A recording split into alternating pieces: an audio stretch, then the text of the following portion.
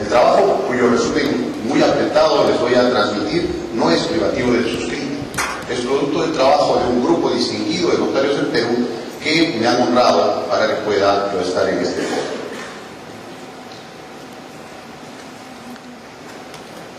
La sociedad moderna tiene como punto de partida la organización del Estado y la economía en base a principios distintos de los conocidos en la Edad Media.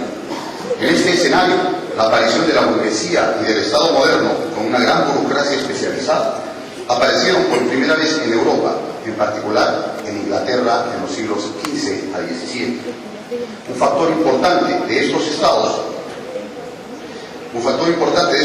modernos es el derecho occidental, que presentaba características propias, siendo la principal el hecho de haber logrado emanciparse progresivamente. Un factor importante de estos estados modernos es el derecho occidental, que presenta características propias, siendo la principal el hecho de haber logrado emanciparse progresivamente, consiguiendo independencia respecto de la religión y separando el orden moral del orden jurídico, sin que ello signifique necesariamente que se contrapongan. Este paulatino avance hacia la autonomía tiene su explicación en última instancia en razones económicas. El sistema de mercado, para crecer, necesita estabilidad en el tiempo, necesita de seguridad jurídica. Y la seguridad jurídica es considerada en la doctrina mayoritariamente como un valor. Radbruch dice que la seguridad jurídica es una de las razones de ser del derecho y se identifica con el orden y la paz, que como mínimo debe otorgarnos un ordenamiento jurídico. Es decir, un ordenamiento jurídico, lo menos que nos puede otorgar es seguridad jurídica. El maestro Recasens Sitges es aún más contundente. Dice que la seguridad jurídica es el motivo fundamental y la verdadera razón de ser del derecho.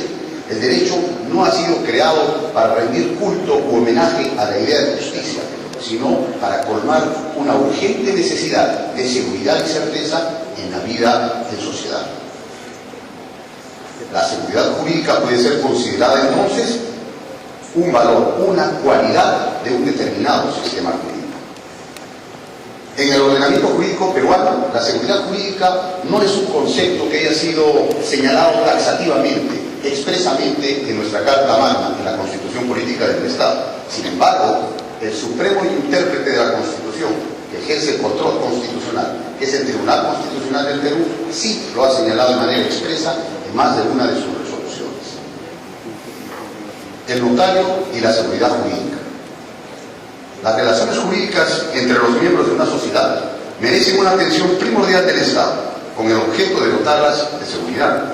Así, se ha percibido necesario que frente a estas relaciones jurídicas entre particulares, donde las partes tienen intereses diferentes o en algunos casos definitivamente contrapuestos, veamos una compraventa, veamos un arrendamiento, veamos una transacción extrajudicial otorgada ante notario público, en estos casos intervenga un tercero imparcial, equidistante de las partes y jurídicamente calificado, que con esta actuación otorgue certeza a la convención entre las partes, generando un instrumento público con presunción de veracidad, de modo tal que otorgue seguridad jurídica y evite, o por lo menos aminore, la posibilidad de litigios derivados de este acto jurídico.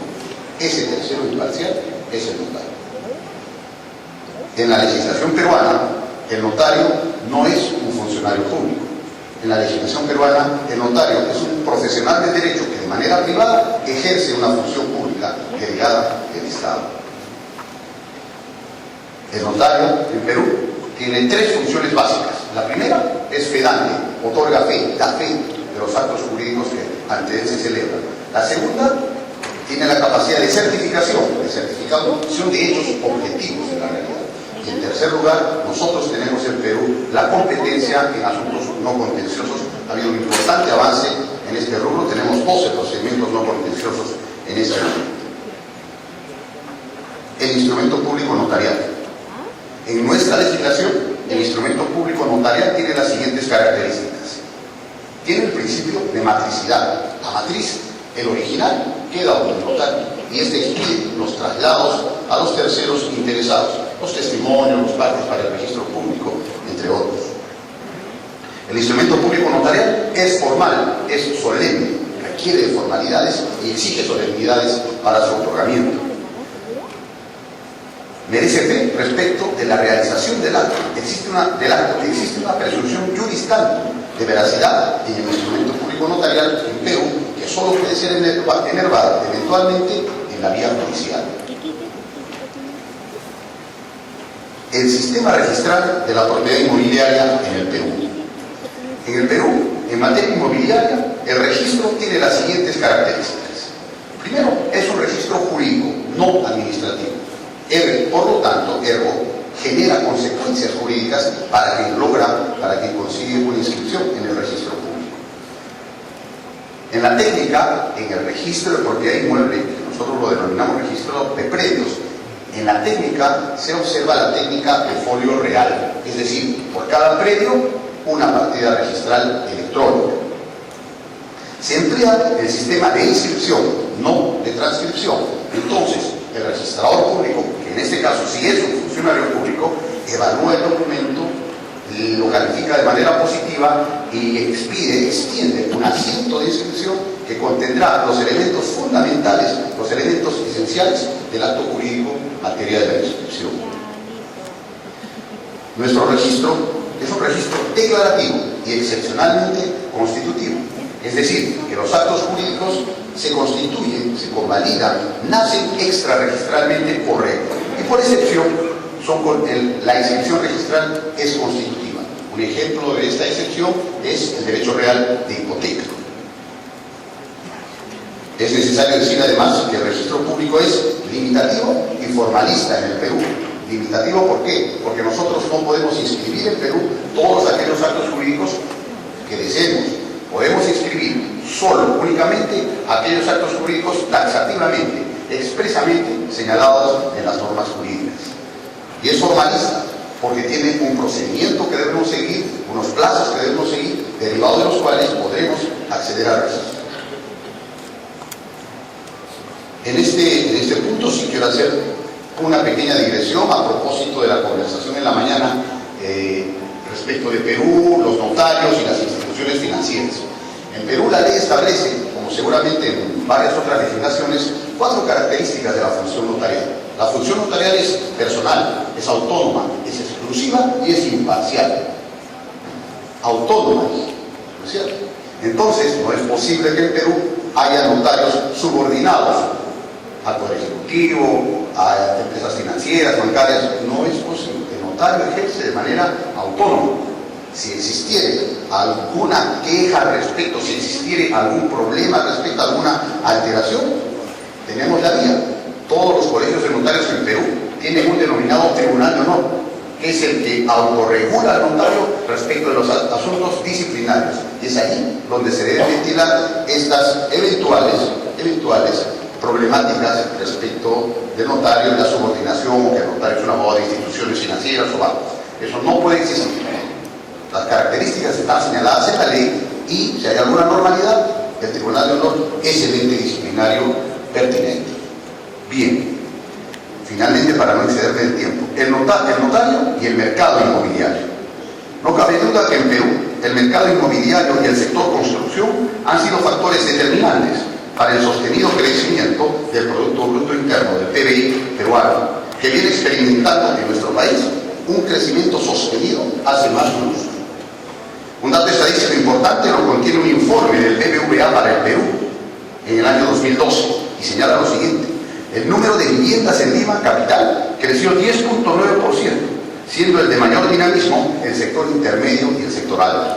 Sin embargo, el ritmo de expansión de la vivienda este año ha registrado una moderación que da lugar no a un efecto negativo, sino a una mejor y mayor oferta existente respecto de viviendas. En el Perú, el número de viviendas en Lima creció 10.9%, siendo el de mayor dinamismo el sector intermedio y alto. Sin embargo, el ritmo de expansión de la vivienda ha registrado una moderación este año, permitiendo una mayor oferta disponible de viviendas. Los precios de las viviendas, por esta razón también, continúan elevados, aunque este año con ligera moderación.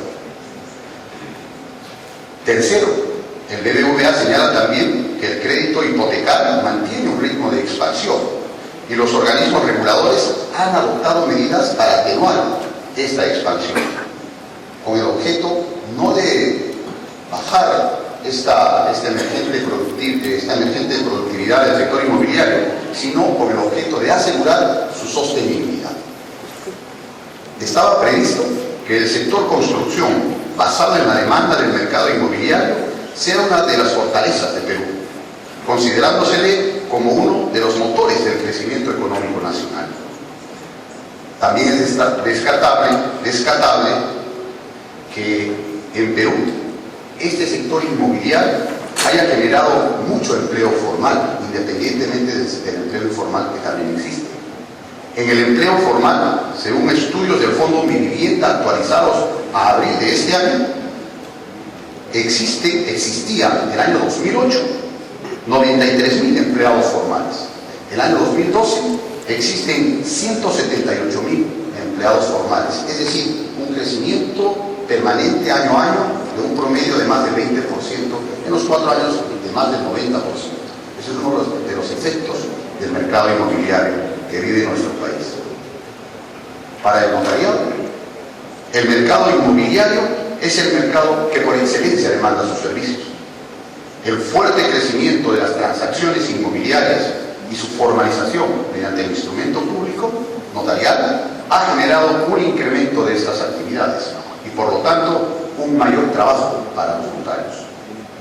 De otro lado, es indudable que el aporte fundamental del notario al mercado inmobiliario se orienta a otorgar seguridad jurídica a estas transacciones, máximo en un sistema como el nuestro de seguridad preventiva, basada en la articulación auténtica del instrumento público notarial y la publicidad registral, una publicidad legal oponible erga omnes, orientada a terceros. El aporte del notario entonces puede resumirse en lo siguiente: certeza y certidumbre en las transacciones. No hay duda de las titularidades. Segundo, confianza, ausencia de temor. Puedo realizar la transacción, no temo al riesgo. Tercero, justicia preventiva del notario versus la justicia reparadora. Cuarto, control de legalidad. El notario en Perú realiza un control de legalidad que se basa fundamentalmente en capacidad, libertad y conocimiento de sus derechos por parte de la persona. La capacidad de ejercicio, la libertad, no puede haber coacción, y el conocimiento de sus derechos. Tiene que saber qué es lo que está firmando, qué acto jurídico está realizándose ante el notario.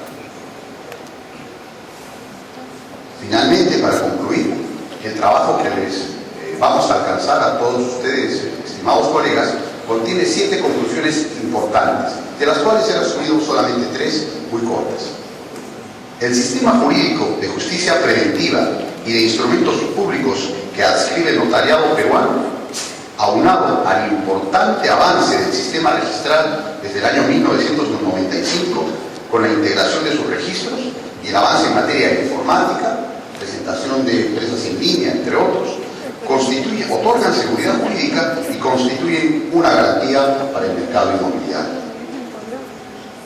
En el mercado inmobiliario, en el Perú, según especialistas, existe un ligero riesgo de existencia de burbuja inmobiliaria. Ante esto, se ha generado la necesidad de introducir elementos de regulación de carácter fundamentalmente económico para restringir el acceso al crédito, como elevando la exigencia de pagos iniciales, protegiendo al consumidor por incumplimiento de las empresas constructoras y la eliminación de cláusulas abusivas. Tercera, en materia notarial, existe un mecanismo de regulación que es necesario que adoptemos y consiste en la presentación cautiva de títulos por parte del notario de los actos inscribibles en el registro de predios. ¿Qué ocurre? No sé qué pasará en otras realidades, pero en el Perú sí tenemos problemas de falsificación de documentos notariales o adulteración de estos. ¿Cuándo ocurre? ¿En qué momento ocurre esta anormalidad? Cuando el instrumento público pasa a segundas, terceras o cuartas manos. Y son estas personas, terceros o cuartos, quienes tienen la facultad de presentar una inscripción, por ejemplo, una traslación de dominio al registro público. Ahí es donde aparece la adulteración, ahí es donde aparece la la falsificación. Entonces, ¿qué podemos hacer? Una solución sencilla es establecer la presentación cautiva de los títulos por parte del notario o sus dependientes al registro público. Existe hoy en Perú una norma al respecto. Existe esa norma, pero existe una excepción. Y como muchas cosas en nuestro país, la excepción es la que se convierte después en ley. Entonces, todos van por la excepción y se mediatiza esta facultad, esta posibilidad que la ley ha otorgado al notario en Perú. Entonces, dejando de lado esa excepción, podemos nosotros fácilmente lograr aquí un avance. Y finalmente, si bien los elementos de regulación en el mercado inmobiliario de los que hemos tratado son importantes, si seguramente los elementos de regulación económicos o jurídicos son también muy importantes, existe un elemento de regulación insustituible: una correcta función notaria, una correcta actuación del notario. Las normas jurídicas serán siempre perfectibles, las normas jurídicas serán siempre pasibles de ser mejoradas. Una norma jurídica endeble, en manos idóneas, seguramente logrará un buen cometido. Una norma jurídica con una técnica depurada, una norma jurídica cuasi perfecta, en manos inescrupulosas, en manos oportunistas, generará un gran problema. Entonces, un notario que actúe con diligencia, con transparencia, con vocación, con honestidad y con conocimiento jurídico será siempre el mejor y mayor elemento de regulación. Muchas gracias.